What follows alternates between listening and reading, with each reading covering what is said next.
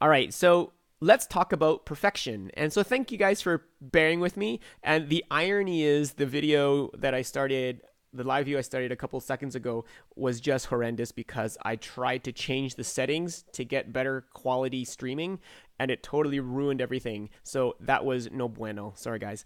But yeah, I think in this day and age, oh, Harold, I miss you too. I love your uber geekiness. Oh, man. Well, there's one person on the planet Earth. Thank you, Harold. Mwah. Smooches to you.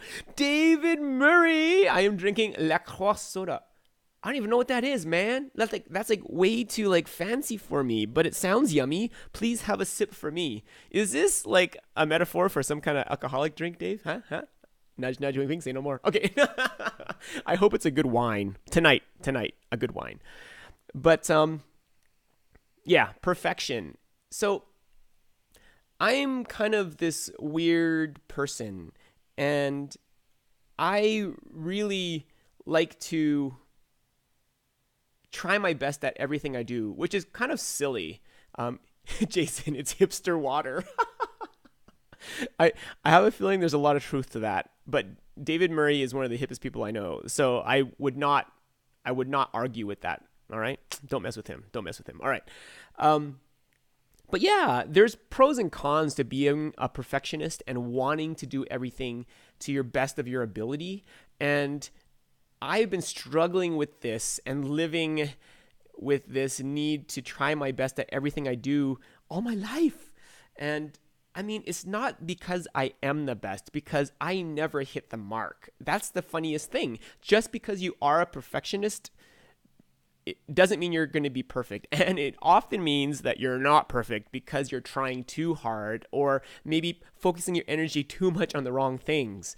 And so I just wanted to talk a little bit about this because I think there's two ways to swing this discussion. One is that we're trying too hard to be perfect, and that can be a problem. Bernie, good to see you here. And the other side is that we're not trying hard enough, and we let good enough be good enough, and that's no good either. And this isn't going to be applicable for all scenarios in life, and that's kind of my problem, is differentiating those things. So whether it's cooking, I want to figure out the best method to cook a prime rib or a steak or anything.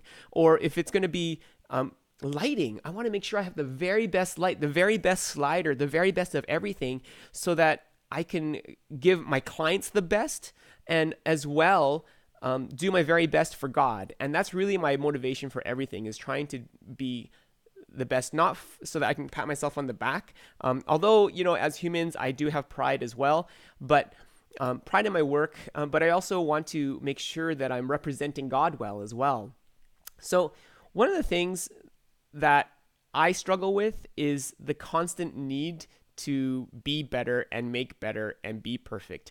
And it has bit me in the butt so many times, because whether it is trying out the latest, greatest radio trigger system, oh my goodness, like not only thousands of dollars have been spent on horrible radios that don't work, but I've bought some really, really promising systems that have just failed me in the real world. And this, I try and try again.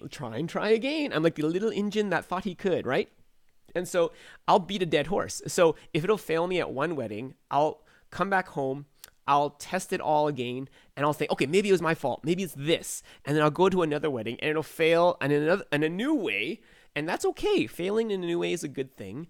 But then, by the fifth wedding, you'd think I'd get it. You know what? Maybe we should quit this trial and error system and go back to what actually worked. And sometimes the voice of reason in my head isn't in my head. It's actually Quinn. And she'll be so patient with me as I test out stuff. But she'll say, Dave, why don't we just go back to the old system because it was working? And I'll think, oh yeah, you're right. That works. Genius. And so, that's kind of the negative of the pursuit of perfection in a negative way.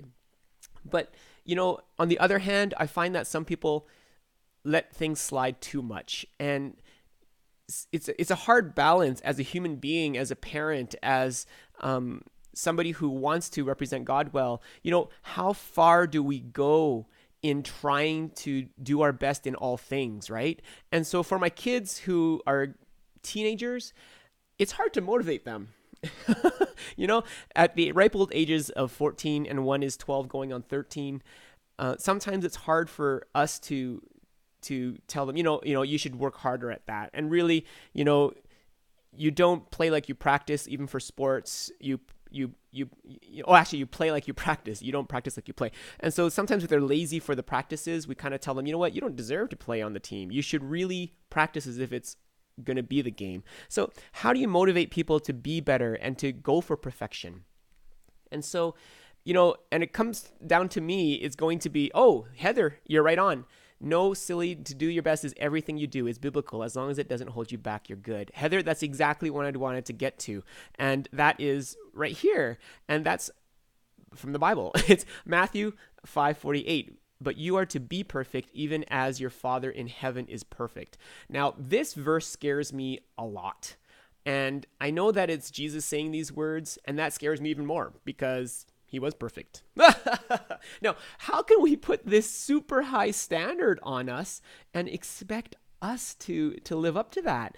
It's literally an impossibility.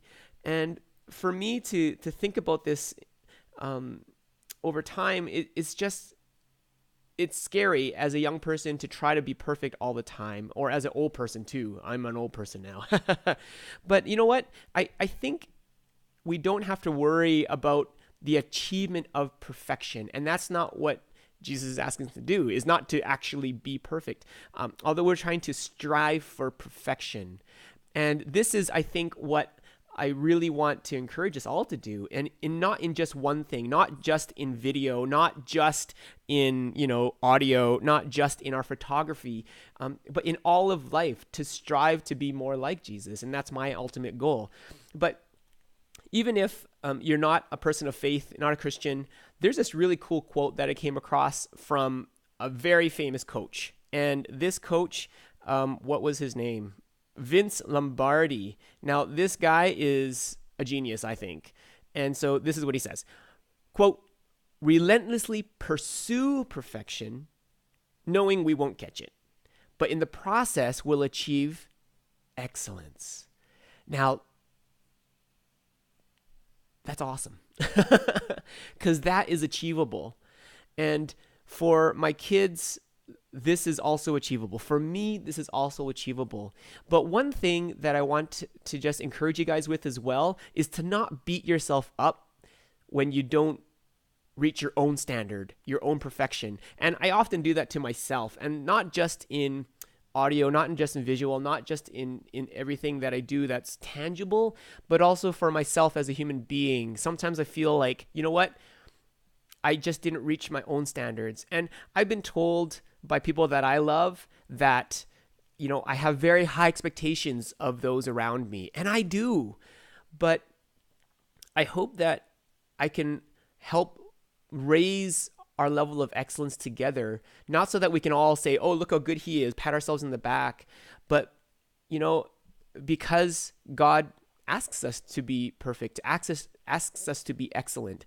And again, I always tell my kids, it comes down to just two things that I expect from them. And that is their very best effort and their very best attitude. And the results will lay where they go, right? So I don't care about what their results are as much as their effort and their attitude. And so if I can give this to you guys today as some words of encouragement, I hope that helps you guys as well. So Beth, I have high expectations too. The result is that I'm surrounded by excellence. You know what? That is so awesome. And that is the goal. And I think in this day and age of just being good enough, or, I want to just get that job and so I can get my pension, or I just want to, do good enough in school so I can get into university or get into college, or I just want to do a good enough job so somebody will pay me for my work. I think there's a fear or a danger in that and letting that slide. And so always pushing for excellence, I think, is a good thing. Tom Craig, good to have you here. Chris Yeo, good to see you. Ooh, dude, are you in Germany right now? Or are you in Malaysia eating some good curry? Laksa, maybe? Yeah, no. Okay. But yeah, Heather, I love that, what you just said. Do your best, but show yourself grace. That is awesome. And Ludo, I was aiming for perfection. I learned my lesson. Now going for excellence and pushing the bar at my pace. Awesome words, Ludo. Yeah. So I don't think you have to fear going for perfection, but definitely don't hurt yourself in or don't force yourself to get there, knowing that we're only human, you know? We aren't Jesus. We are human. So that's all I want to share today. I hope that brightens your Wednesday. So thanks for being here, guys. God bless, and I shall see you guys tomorrow. Oh, there.